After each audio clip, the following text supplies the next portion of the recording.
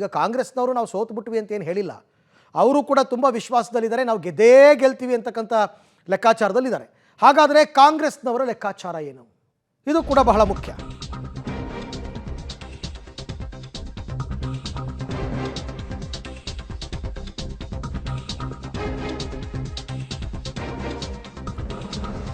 ಶಿಗ್ಗಾಂವಿಯಲ್ಲಿ ಯಾಸಿರ್ ಖಾನ್ ಪಠಾಣ್ ಕೈ ಹಿಡಿತಾನ ಮತದಾರ ಅಂತಕ್ಕಂಥದ್ದು.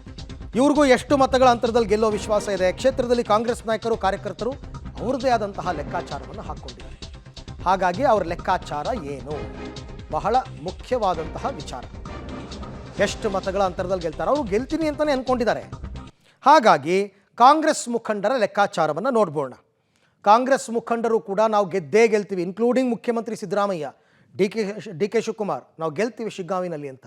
ಅವ್ರ ಲೆಕ್ಕಾಚಾರ ಏನು, ಯಾವ ಆಧಾರದಲ್ಲಿ ಗೆಲ್ತೀವಿ ಅಂದ್ಕೊಂಡಿದ್ದಾರೆ ನೋಡೋಣ. 5ರಿಂದ 10,000 ಲೀಡ್ ನಿರೀಕ್ಷೆಯಲ್ಲಿದೆ ಕಾಂಗ್ರೆಸ್. 5ರಿಂದ 10,000 ಲೀಡಲ್ಲಿ ಗೆಲ್ತೀವಿ. ನಾವು ನಂಬಿಕೊಂಡಿದ್ದ ಅಹಿಂದ ವರ್ಗ ಪೂರ್ತಿ ಕೈ ಹಿಡಿದಿದೆ ಅಂತ ಅವ್ರ ಲೆಕ್ಕಾಚಾರ. ಅಹಿಂದ ವರ್ಗ ಸಚಿವ ಸತೀಶ್ ಜಾರಕಿಹೊಳಿ ನೇತೃತ್ವದ ರಣತಂತ್ರದಿಂದ ವಾಲ್ಮೀಕಿ ದಲಿತ ಮತದಾರರು ಕೈ ಹಿಡಿದಿದ್ದಾರೆ ಅಂತಕ್ಕಂಥ ಲೆಕ್ಕಾಚಾರವನ್ನು ಕಾಂಗ್ರೆಸ್ನವ್ರು ಹಾಕ್ಕೊಂಡಿದ್ದಾರೆ. ಇನ್ನು ಸಚಿವ ಜಮೀರ್ ಶಿಗ್ಗಾಂವಿಯಲ್ಲಿ ಸೈಲೆಂಟಾಗೆ ಮುಸ್ಲಿಂ ಮತದಾರರ ಓಲೈಕೆಯನ್ನು ಮಾಡಿದ್ದಾರೆ. ಅಜ್ಜಂಪೀರ್ ಖಾದ್ರಿ ಈ ಬಾರಿ ಪಠಾಣ್ ಪರ ಕ್ಯಾಂಪೇನ್ ಮಾಡಿದ್ದು ಪ್ಲಸ್ ಆಗಿದೆ. CM ಸಿದ್ದರಾಮಯ್ಯ ಮೂಡ ಸಂಕಷ್ಟದ ಅನುಕಂಪ, ಯಾಕೆಂದರೆ ಅಲ್ಲಿ ಕುರುಬ ಮತಗಳು ಜಾಸ್ತಿ ಇದೆ, ವರ್ಕೌಟ್ ಆಗಿರಬಹುದು. ಕುರುಬ ಸಮಾಜದ ಮತ ಕಾಂಗ್ರೆಸ್ ಕಡೆ ವಾಲಿದೆ ಅಂತಕ್ಕಂಥ ಲೆಕ್ಕಾಚಾರ ಕಾಂಗ್ರೆಸ್ ನಾಯಕರು, ಕಾಂಗ್ರೆಸ್ ಮುಖಂಡರ ಲೆಕ್ಕಾಚಾರ. ಕಾರ್ಯಕರ್ತರು ಕೂಡ ನಮ್ಮ ಅಭ್ಯರ್ಥಿ ಗೆಲ್ತಾರೆ ಯಾಸಿರ್ ಖಾನ್ ಪಠಾಣ್ ಅಂತಲೇ ಲೆಕ್ಕಾಚಾರ ಇಟ್ಕೊಂಡಿದ್ದಾರೆ. ಆದರೆ ಅವರ ಅನಿಸಿಕೆಗಳು ಬೇರೆ ಬೇರೆ. ಏನು ಅವರು ಹೇಳ್ತಾರೆ, 5ರಿಂದ 10,000 ಲೀಡ್ನಲ್ಲಿ ಪಠಾಣ್ ಗೆಲ್ತಾರೆ ಅಂತಕ್ಕಂಥ ನಿರೀಕ್ಷೆಯನ್ನು ಇಟ್ಕೊಂಡಿದ್ದಾರೆ. 5ರಿಂದ 10,000 ಲೀಡ್ನಲ್ಲಿ. ನಾಳೆ ಇಷ್ಟೊತ್ತಿಗೆಲ್ಲ ಹೆಚ್ಚು ಕಡಿಮೆ ಟ್ರೆಂಡ್ ಗೊತ್ತಾಗ್ಬಿಟ್ಟಿರುತ್ತೆ. ಬಸವರಾಜ ಬೊಮ್ಮಾಯಿ ಹೇಳಿಕೊಳ್ಳುವಷ್ಟು ಅಭಿವೃದ್ಧಿ ಮಾಡಿಲ್ಲ. ಮಗನಿಗೆ ಟಿಕೆಟ್ ಕೊಡಿಸಿದ ಬಗ್ಗೆ BJPಯಲ್ಲೇ ಅಸಮಾಧಾನ ಇದೆ, ಕುಟುಂಬ ರಾಜಕಾರಣ ಅಂತ. ಇನ್ನು SC ST ಹಿಂದುಳಿದ ವರ್ಗದ ಮತದಾರರು ಮತ್ತು ಲಿಂಗಾಯತರಲ್ಲಿ 15% ಮತದಾರರು ನಮ್ಮ ಕಡೆ ವಾಲಿದ್ದಾರೆ ಅಂತ ಕಾಂಗ್ರೆಸ್ನ ಲೆಕ್ಕಾಚಾರ. 15%. ಇಡೀ ಸರ್ಕಾರದ ಸಚಿವರು ಬಂದು ಕ್ಷೇತ್ರದಲ್ಲಿ ಪ್ರಚಾರ ಸಂಘಟನೆ ಮಾಡಿದ್ದಾರೆ.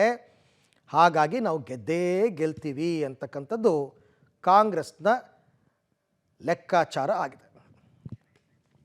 ಈ ಎಲ್ಲ ವಿಚಾರಕ್ಕೆ ಸಂಬಂಧಪಟ್ಟಂತೆ ನನ್ನ ಕೊಲೀಗ ಫಕೀರಯ್ಯ ಅವರಿಂದ ಮಾಹಿತಿಯನ್ನು ಪಡ್ಕೊಂಡ್ಬಿಡ್ತೀನಿ.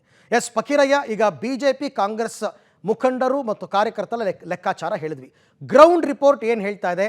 ಕಾಂಗ್ರೆಸ್ನವರಿಗೆ ಗೆಲ್ಲೋ ವಿಶ್ವಾಸ ಯಾಕೆ, BJP ಅವರಿಗೆ ಗೆಲ್ಲೋ ವಿಶ್ವಾಸ ಯಾಕೆ? ಅರವಿಂದ್, ಶಿಗ್ಗಾಂವಿ ಉಪಚುನಾವಣೆಯಲ್ಲಿ ಭಾಳಷ್ಟು ಏನು ಕುತೂಹಲವನ್ನು ಮೂಡಿಸಿರುವಂಥದ್ದು. ಅಂದರೆ ನಾಳೆ ಮತದಾನ ಎಣಿಕೆ ಪ್ರಾರಂಭ ಆಗ್ತದೆ. ಇಬ್ಬರು ಅಭ್ಯರ್ಥಿಗಳಿಗೂ ಕೂಡ ಈಗ ಡವ ಶುರುವಾಗಿರುವಂಥದ್ದು. ಫಲಿತಾಂಶ ಏನಾಗುತ್ತೆ ಅನ್ನೋದು ಕೂಡ ಭಾಳಷ್ಟು ಕುತೂಹಲವನ್ನು ಮೂಡಿಸಿರುವಂಥದ್ದು. ಈಗಾಗಲೇ ಮಾಜಿ CM ಬಸವರಾಜ ಬೊಮ್ಮಾಯಿ ಕೂಡ ಈ ಕ್ಷೇತ್ರದಲ್ಲಿ 4 ಬಾರಿ ಗೆದ್ದಿರುವಂಥದ್ದು. ಅದರ ಫಲಿತಾಂಶವನ್ನು ನೋಡ್ತಾ ಹೋದರೆ ಅವರು ಪ್ರಥಮ ಬಾರಿ ಗೆದ್ದಿರುವಂಥದ್ದು 7,000, ಮತ್ತು 8,000, 9,000 ಈ ಲೀಡ್ನಲ್ಲಿಯೇ 3 ಬಾರಿ ಗೆದ್ದಿರುವಂಥದ್ದು.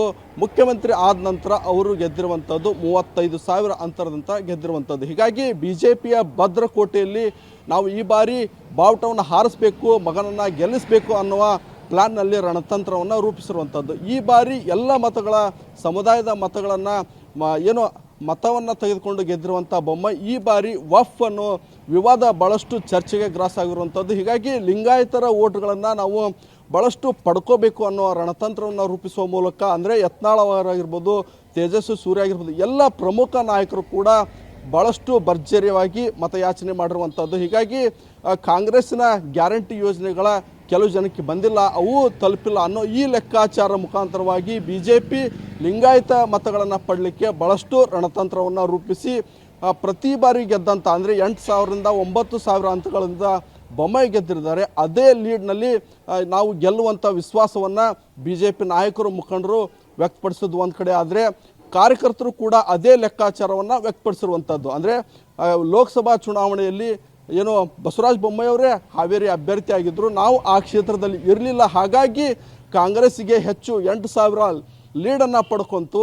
ಈ ಬಾರಿ ಮಗನ ಚುನಾವಣೆಯನ್ನು ಬೊಮ್ಮಾಯಿ ಅವರೇ ನಿಂತು ಮಾಡಿರೋ ಕಾರಣಕ್ಕಾಗಿ ಆ ಮತಗಳನ್ನು ನಾವು ಕನ್ವರ್ಟ್ ಆಗಿ ಮಾಡುವಂತಹ ಎಲ್ಲ ಲೆಕ್ಕಾಚಾರವನ್ನು ಮಾಡಿರುವಂಥದ್ದು. ಈ ಕಡೆ ಕಾಂಗ್ರೆಸ್ ಕೂಡ ನಾವು ಕೂಡ ಈ ಸಲ ಸರ್ಕಾರ ಇದೆ, ನಾವು ಗೆದ್ದೇ ಗೆಲ್ತೀವಿ ಅನ್ನೋ ವಿಶ್ವಾಸವನ್ನು ವ್ಯಕ್ತಪಡಿಸುವಂಥದ್ದು. ಒಟ್ಟಿನಲ್ಲಿ ಸತೀಶ್ ಜಾರಕಿಹೊಳಿ ಕೂಡ ಬೂತ್ ಮಟ್ಟದಲ್ಲಿ ಸಂಘಟನೆ ಮಾಡಿ ಅಹಿಂದ ವರ್ಗಗಳ ಮತಗಳನ್ನು ಕ್ರೋಢೀಕರಣಕ್ಕೆ ಸಾಕಷ್ಟು ಕಸರತ್ತನ್ನು ವಹಿಸಿರುವಂಥದ್ದು. ಹೀಗಾಗಿ ಸರ್ಕಾರ ನಮ್ಮ ಆಡಳಿತ ಇದೆ, ಹೀಗಾಗಿ ನಾವು ಗೆದ್ದೇ ಗೆಲ್ತೀವಿ, ನಾವು ಕೂಡ 8,000 to 10,000 ಮತಗಳಿಂದ ಗೆದ್ದೇ ಗೆಲ್ತೀವಿ ಅನ್ನೋ ವಿಶ್ವಾಸವನ್ನು ಕಾಂಗ್ರೆಸ್ ವ್ಯಕ್ತಪಡಿಸಿರುವಂಥದ್ದು. Right Fakirayya, thank you. ತಮ್ಮ ಎಲ್ಲ ಮಾಹಿತಿಗಾಗಿ ಅವರವರ ಪಕ್ಷದ ಕಾರ್ಯಕರ್ತರು, ಅವರ ಪಕ್ಷದ ಮುಖಂಡರು ಗೆದ್ದೇ ಗೆಲ್ತೀವಿ ಅಂತಕ್ಕಂಥ ಲೆಕ್ಕಾಚಾರ. ನಾಳೆ ಇಷ್ಟೊತ್ತಿಗೆಲ್ಲ ತುಂಬ ವೆಯ್ಟ್ ಮಾಡೋದೇನು ಬೇಕಾಗಿಲ್ಲ, ಏನು ಟ್ರೆಂಡ್ ಅಂತಕ್ಕಂಥದ್ದು ಗೊತ್ತಾಗೋಗಿರುತ್ತೆ.